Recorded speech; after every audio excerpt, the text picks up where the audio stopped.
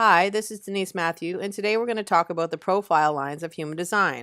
And if you haven't already, please feel free to check out my other videos where you can learn more about human design and how you can use it in your life, because the more you know about yourself, the easier life gets.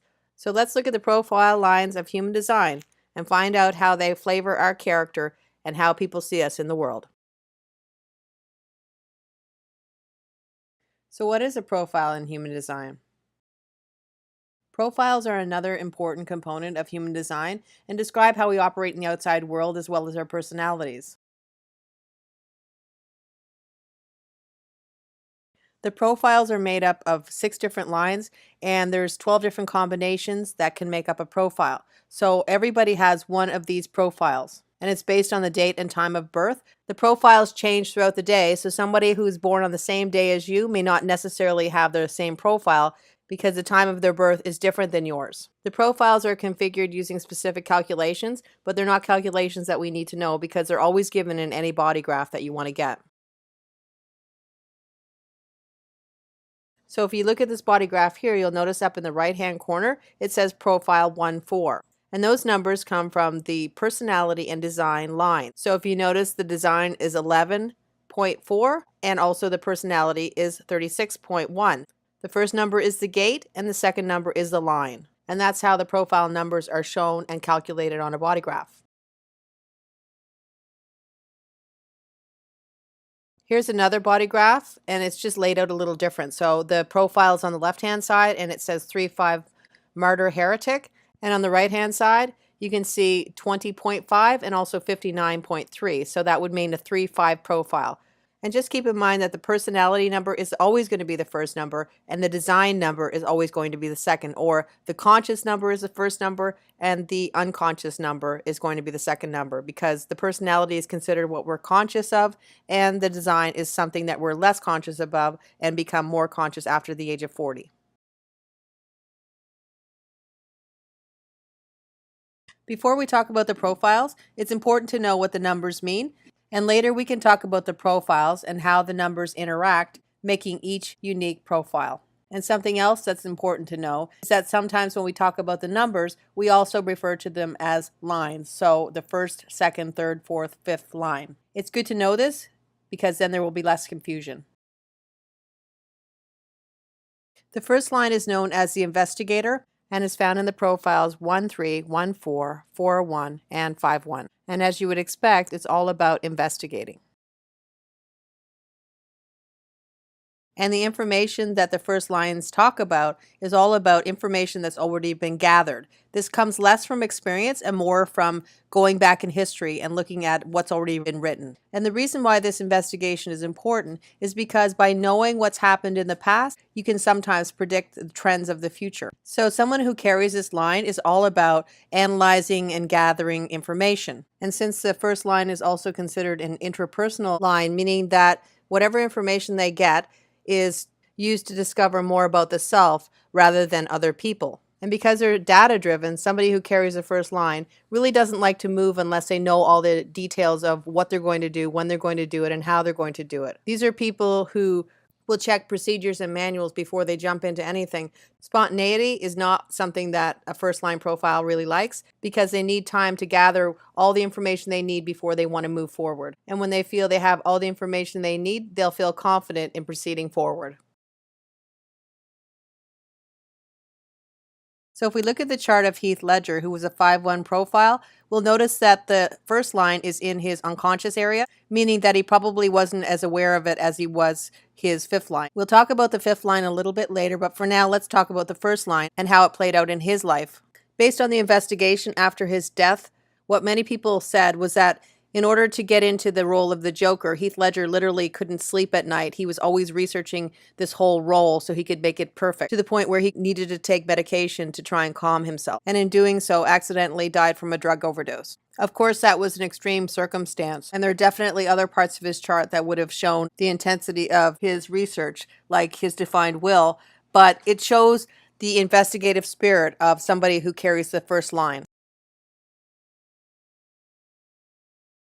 The second line is called the line of the hermit and is found in the profiles 2-4, 2-5, 5-2, and 6-2, and as expected, there's a lot of hermiting energy in this line.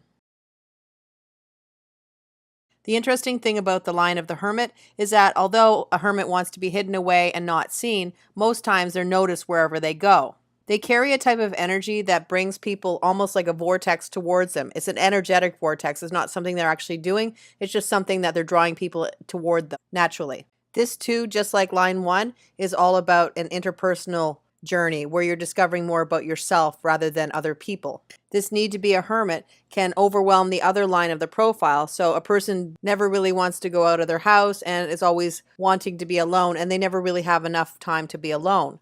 But because this energy is all about being called out, it will be noticed when they're not around, so that people will go to look for them.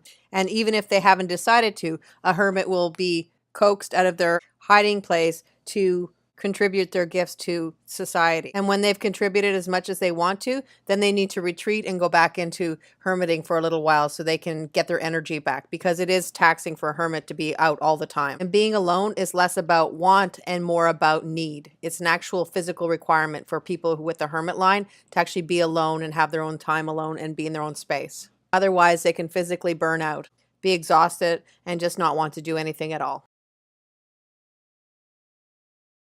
So if we look at the chart of Johnny Depp, someone who is known to be very private and someone who likes to have their own alone time, we can see the energy of the two quite common.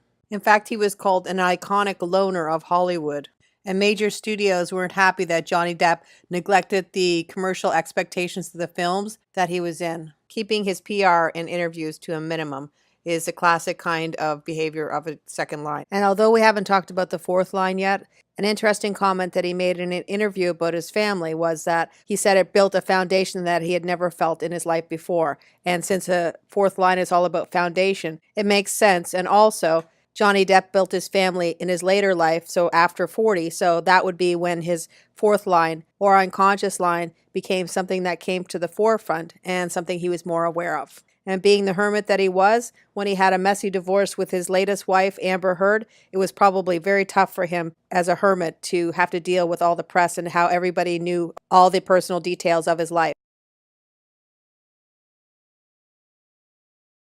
The third line is called the line of the experimenter, or also the line of the martyr. It's found in the profiles 1-3, 3-5, 3-6, and 6-3. Since martyr sounds a little dramatic, I prefer to call this line the line of the experimenter, and that's what I'll be calling it as we go along. When you carry this line, there's a lot of trial and error in your life. But from the trial and error comes the wisdom to know what works and what doesn't. And that's the whole point of experimental energy. So when we talk about experimenting, there's always going to be trial and error, and some experiments will work out and others not. And that's also true for anybody who carries the line of the experimenter, because their life is a lot about trial and error and testing out things to see how they work. And because not everything is going to work out, they can experience what might be considered setbacks or also even failures. But in reality, if people weren't experimenting with things, then we wouldn't know what actually did work. And so what an experimenter is here to do is to do the experiments in their life.